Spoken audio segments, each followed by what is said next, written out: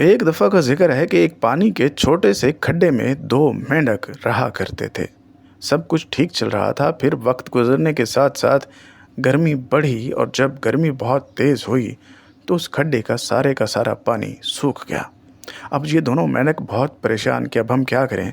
आखिरकार दोनों ने फैसला किया कि हम इस खड्डे से निकल कर कहीं नई जगह की तलाश करते हैं जहाँ सब कुछ बिल्कुल ठीक ठाक हो।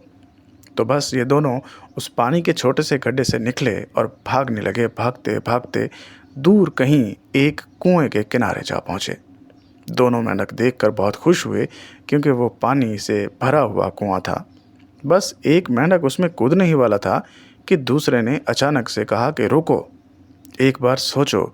अब दूसरे मेंढक ने कहा, नहीं, इसमें सोचने वाली क्या बात है, देखो कुएं में पानी भी है, खुराक भी है, सब कुछ है, तो इसमें सोचने वाली तो कोई बात नहीं है। तो पहले मेंढक ने कहा, नहीं सोचो, अगर उस पानी के खड्डे की तरह कल को ये कुआं भी खुश्क हो गया, सूख गया, तो हम इस कुएं से बाहर कैसे निकलेंगे। अब एक सेकंड के लिए खामोशी छा गई। फिर दूसरे मेंढक ने कहा, हाँ तुम बात तो बिल्कुल ठीक कर रहे हो कि अगर कल को ये कुआं भी खुश्क हो गया तो फिर हम क्या करेंगे।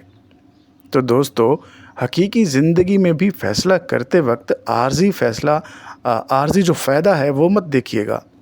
ये मत देखिएगा कि वक्ती तौर पर आपको कितना फ़ायदा मिल रहा है, बल्कि दूर तक उसके नतायज को भी सामने ज़रूर रखिएगा।